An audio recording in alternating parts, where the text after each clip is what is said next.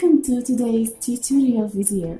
We are going to learn how to make sentences using simple present, how to make questions using simple present, what is the rule that we need to follow, and so many other things, plus the use of examples with full explanations. So if you have any questions on any of the things that I just mentioned, all you need to do, keep watching the whole thing because I'll be explaining everything in details, right? So let's start the lesson and not to keep you waiting. Alright, so basically we need to start with the rule, right? So what is the rule that we need to follow? Look at the final two letters of the verb. If the final two letters of the verb are vowel plus Y, so what do we need to do? We just add S. He. We have here, he, play.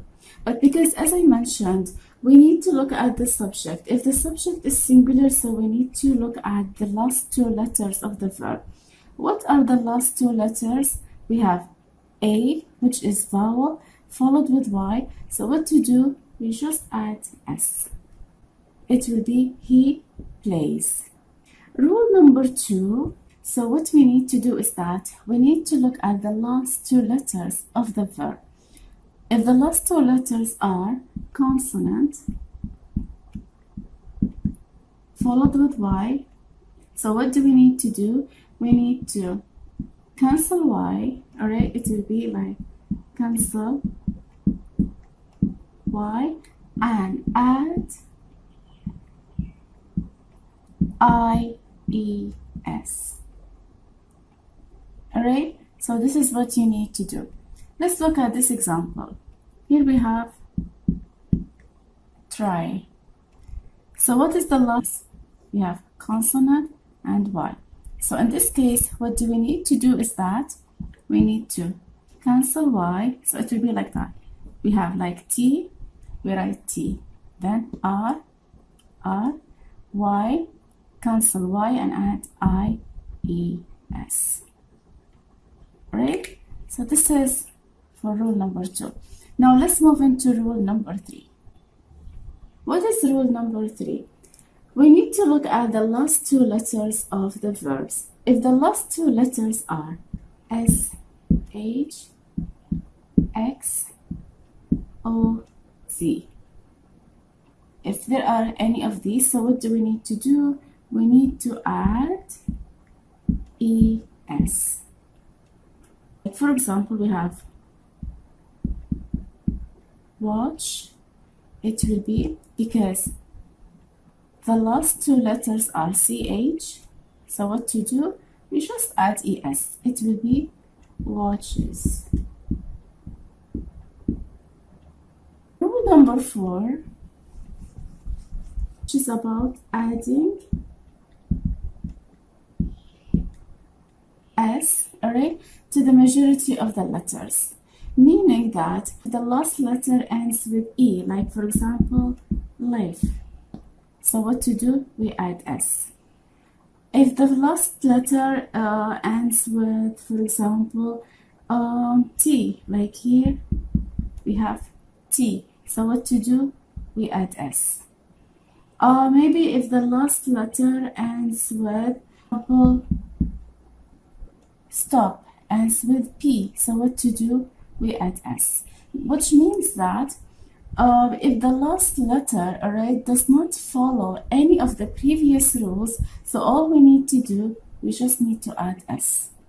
Alright, so this is basically for the rule.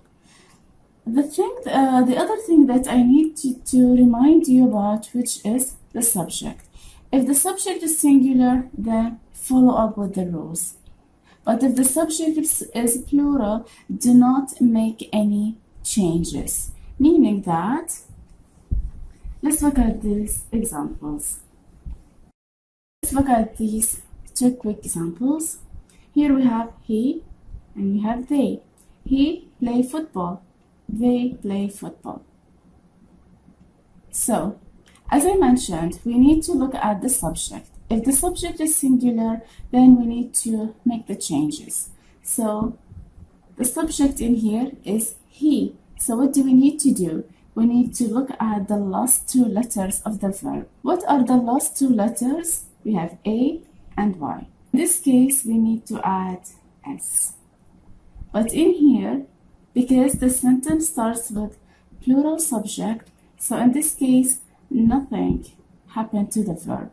The verb stays the same, no changes, no ES, no IES, no S. Alright, so this is what you need to be careful about. The changes happen to the singular subjects. Plural subjects, no changes at all. Alright, now let's look at let's look at the second point, which is how to make questions using simple present. So the thing is that when it comes to making questions, we need to look at the subject of the sentence. If we look at the sentence number one here starts with singular, which is he. So in this case, we need to use does. As in here, the sentence starts with plural subject, which is they. So in this case, we need to use do. I mean, this is in general, right? But now I'm going to provide you with more detailed information. Making questions, we always need to think about the reason, like why are we making the question? Are we looking for a short answer or for a long answer? As we mentioned before, that if you are looking for a short answer, that means you're looking for yes or no answers. So these are usually short answers. Alright? But if you're looking for a detailed answer, so what do we need to do? We need to use WH questions.